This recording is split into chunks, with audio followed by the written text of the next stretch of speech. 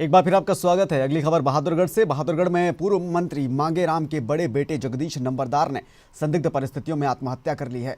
परिजनों ने इनेलो प्रदेश अध्यक्ष और पूर्व विधायक नफे सिंह राठी के साथ साथ 6 लोगों पर जगदीश नंबरदार को आत्महत्या के लिए मजबूर करने के आरोप लगाए हैं। मौत से पहले जगदीश नंबरदार की एक ऑडियो क्लिप भी वायरल हुई है, जिसमें उन्होंने इनेलो प्रदेश अध्यक्ष नफे सिंह राठी, उनके भांजे और एक पुलिसकर्मी और 2 पटवारियों पर धोखे से उनकी जमीन कब्जाने की कोशिश के आरोप लगाए थे। जगदीश नंबरदार के बेटे गौरव के बयान और वायरल वीडियो क्लिप के आधार पर पुलिस ने इनेलो प्रदेश अध्यक्ष नफे राठी के खिलाफ और 6 अन्य लोगों के खिलाफ आईपीसी की अलग अलग धाराओं के तहत केस दर्ज कर लिया है। शहर थाना प्रभारी सुरेंद्र ने बताया कि मामले की छानबीन जारी है और पुलिस जांच के बाद ही आगे की कार्रवाई को अमल में लाया जाएगा। रोहतक के सेक्टर 2 में एक विवाहिता ने पंखे से फंदा लगाकर खुदकुशी कर ली है। मृतक महिला का पति रोहतक में ही एक कंपनी में काम करता है और सेक्टर 2 में किराए के मकान में ये लोग रहते थे। अर्बन एस्टेट थाना पुलिस को जैसे ही महिला के सुसाइड की खबर मिली तो पुलिस मौके पर पहुंच गई और शव को कब्जे में ले लिया। ये महिला जींद जिले के बिशनपुरा की रहने वाली थी, जिसकी शादी 9 साल पहले भिवानी के जमालपुर गांव में हुई थी। पुलिस ने मृतक महिला के परिजनों के बयानों के आधार पर उसके पति और सास और 4 अन्य लोगों के खिलाफ केस दर्ज कर लिया है। परिजनों ने पति और सास पर प्रताड़ना का और आत्महत्या के लिए उकसाने का आरोप लगाया है, जिसे लेकर अब पुलिस कार्रवाई कर रही है। इसकी सूचना करीब 7:30 बजे मिली थी और ये हुआ था कि हैंगिंग है, उसमें डायल 112 से सूचना आई थी।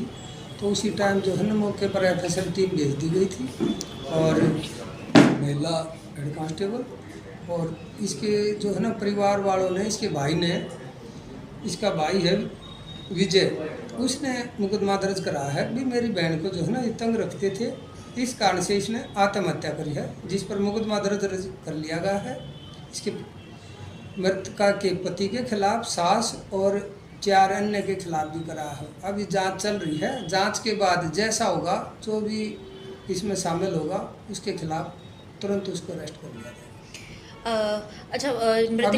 अभी पोस्टमार्टम करा रहे हैं। पोस्टमार्टम के बाद पोस्टमार्टम रिपोर्ट से भी हमें पता चलेगा कि इसने एक्चुअल में हैंगिंग है या और कोई बात है।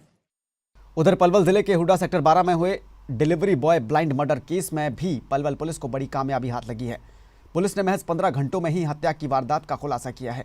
पुलिस के मुताबिक अवैध संबंध के चलते प्रेमी के साथ मिलकर पत्नी ने ही अपने पति की हत्या की थी। फिलहाल पुलिस ने हत्या के मामले में आरोपी पत्नी और उसके प्रेमी को गिरफ्तार कर लिया है। पुलिस आरोपियों को कोर्ट में पेश कर पूछताछ के लिए अब रिमांड पर लेगी, ताकि हत्या की वारदात में शामिल हथियार भी बरामद किए जा सके। हमने 9 तारीख को रात के समय एक सूचना मिली थी कि एक व्यक्ति मृत अवस्था में सेक्टर 12 जिमखाना क्लब के पास पड़ा है। वो सूचना पाकर हम मौके पे गए थे और वहां जाकर हमने उस लड़के की आइडेंटिफाई करी थी, जिसका नाम संजय गौतम उर्फ गुड्डू था। वहां उसके पेरेंट्स को हमने इन्फॉर्म किया था, जो कि मौके पे उसके पेरेंट्स आ गए थे और उसको हमने डेड हाउस रखवा दिया था। मौके से जो भी एविडेंस थे वो हमने कलेक्ट कर लिए थे। एफएसएल डॉक्टर हमने मौके पे बुला लिया था। हाँ, ये एक्स ब्रिज में डिलीवरी बॉय था और ये डिलीवरी ही देने के लिए निकला था और वो घर वापस तब तक नहीं गया था और उसके बिहाफ पे ही हमने इसकी मतलब कि अपनी ट्रेडिशनल और टेक्निकल एविडेंस इकट्ठे किए, जिन पे हमने गहनता से। अगली खबर का रुख करेंगे। हरियाणा विद्यालय शिक्षा बोर्ड की 10वीं और 12वीं की वार्षिक परीक्षाओं की डेटशीट जारी कर दी गई है। ये परीक्षाएं 27 फरवरी से शुरू होकर 28 मार्च तक चलेंगी।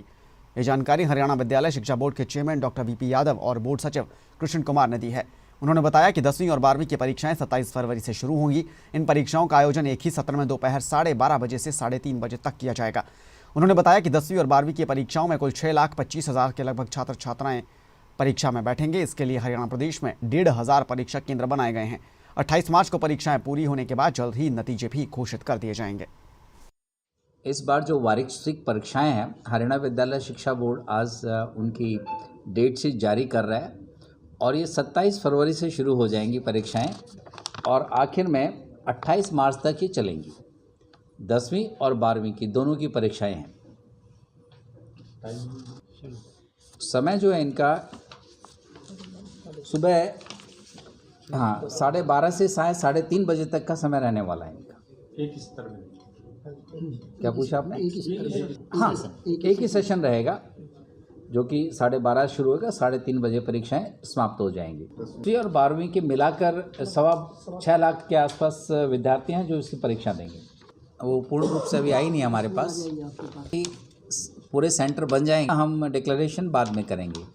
लेकिन इस वक्त यह है कि कुल मिला के 1500 विद्यार्थियों की स्ट्रेंथ को देखते हुए 1500 के करीब हम लोग सेंटर्स बनाए हैं। सभी के द्वारा सेमिनार किए जाएंगे, डीओज के द्वारा सभी प्रिंसिपल्स को बुला के उनको आवश्यक दिशा निर्देश दिए जाएंगे ताकि जो बोर्ड की परीक्षाएं हैं वो शांति प्रिय ढंग से और बिना किसी हस्तक्षेप के पूर्ण हों। और सभी बच्चों से भी मैं यही कहना चाहूँगा कि वो जो नकल नाम का जो शब्द है उसको अपने दिमाग से निकाल दें और वो अपनी अच्छी तरह से माइंड को सेट करके परीक्षाओं की तैयारी करें और बिल्कुल फ्री माइंड से अपनी परीक्षाएं दें।